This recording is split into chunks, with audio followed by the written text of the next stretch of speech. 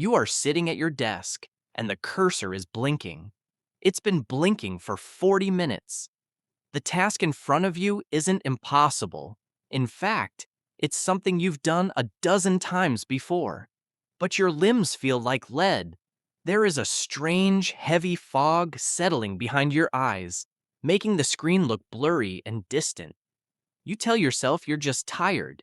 You tell yourself you'll start in 5 minutes. But those 5 minutes turn into an hour of mindless scrolling, a hollow search for a spark that never comes. You feel a rising tide of guilt, a quiet voice whispering that you are failing, that you are simply lazy. But what if I told you that laziness doesn't actually exist?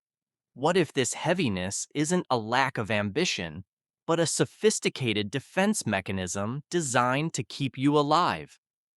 Today, I know we're going to look at the shadow side of productivity, the place where your brain decides that doing nothing is the only way to stay safe.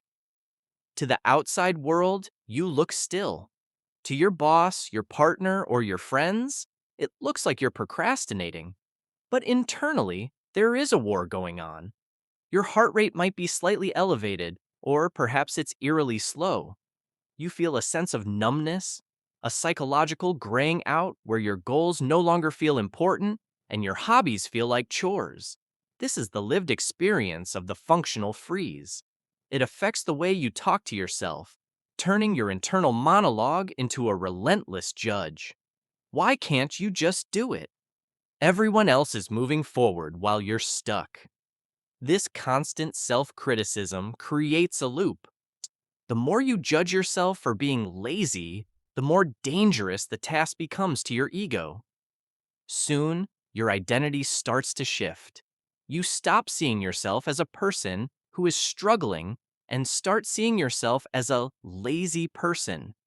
You begin to withdraw from relationships because you don't have the energy to perform the version of yourself that everyone expects.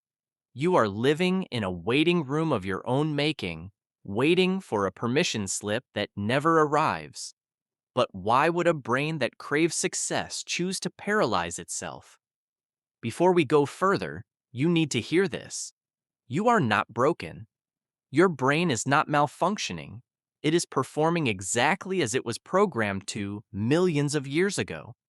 In psychology, we often talk about fight or flight, the active responses to danger. But there is a third option, even one that is older and more primal, the freeze. Think of a deer in the headlights or an opossum playing dead. When a threat is too big to fight and too fast to outrun, the nervous system shuts down the body to minimize pain and go unnoticed. In the modern world, we don't face saber-toothed tigers. Our predators are different. They are the fear of failure, the weight of expectations, and the crushing pressure of potential. To your lizard brain, a high-stakes work project or a difficult conversation feels like a life or death confrontation. The paralysis you feel isn't a character flaw, it's a biological shield. You aren't refusing to move, you are hiding in plain sight from a psychological threat. To understand this, we have to look at the polyvagal theory. Imagine your nervous system as a ladder. At the top is the social engagement zone, where you feel safe, creative, and connected. In the middle is the sympathetic zone. This is anxiety, frustration, and the drive to do. But at the very bottom is the dorsal vagal state. This is the freeze. When your brain perceives a task as too much, it doesn't just make you anxious, it pushes you off the middle of the ladder and drops you into the basement. Think of your energy like a home's electrical grid. When you try to run too many high-voltage appliances, like perfectionism, fear of judgment, and a massive to-do list, the circuit breaker trips. The power goes out to prevent a fire. This is what freeze mode is, a tripped circuit breaker in your brain. Your prefrontal cortex, the part responsible for logic and planning, loses its grip and the amygdala takes over. They're screaming that the safest thing you can do is stay perfectly still. The metaphor is simple. You are a high-performance vehicle with the emergency brake pulled tight, and you're wondering why the engine is smoking when you step on the gas. So, how do you reset the circuit breaker? You cannot think your way out of a biological state. You have to move your way out. Step 1. Lower the voltage, the 10% rule. The reason you are frozen is that the task is too bright for your nervous system. Instead of trying to finish the report, commit to writing one sentence, just one. In the brain, this reduces the perceived threat. When the goal is tiny, the amygdala stops seeing it as a predator. Example: if you can't clean your house, just wash one fork. The momentum of the single fork signals to your brain that the threat of cleaning is manageable. Now, step 2, sensory grounding, breaking the fog. Freeze mode is a form of mild dissociation. You are leaving your body to avoid stress. To come back, use the 5-4-3-2-1 technique or splash cold water on your face. The cold water triggers the mammalian dive reflex, which forces the nervous system to recalibrate. Example: when you feel the scroll hole taking over, stand up and touch something cold or textured, like a stone or a wooden desk, to tether yourself to the present. Step 3. Shame decoupling. Every time you tell yourself, I should be doing more, you add more weight to the danger side of the scale. Replace I should with I am currently safe.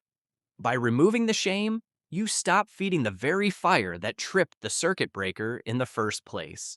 That example: instead of saying I'm wasting my day, say my body is currently in a protective state and I am working on coming back. Step 4. Title the terror, give the fear a name. Usually, we aren't afraid of the work. We are afraid of the feeling that comes after the work is judged. Identify the specific predator. Are you afraid of being seen as mediocre? Are you afraid of success changing your life? Example: acknowledging, I am afraid that if I finish this, I'll realize I'm not as talented as I hope, takes the power away from the subconscious and puts it into the conscious mind. Think of your life as a series of rooms. Right now, you've been locked in the basement, the dorsal vagal room, because your brain thought there was a storm outside.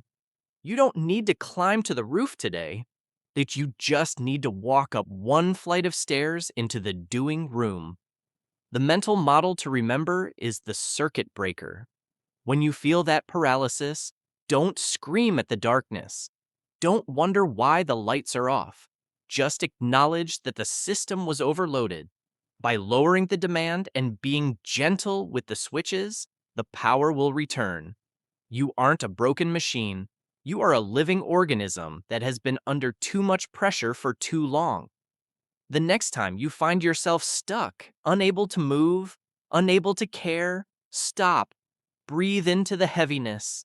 Understand that your body is currently trying to save your life in the only way it knows how. It is resting you, even if it feels like a prison. You don't need more discipline. You don't need more hustle. You need to show your nervous system that it is safe to come out and play. The cursor will still be there when you're ready, and you will be ready sooner than you think. Once you stop fighting the one person who has been trying to protect you all along, yourself,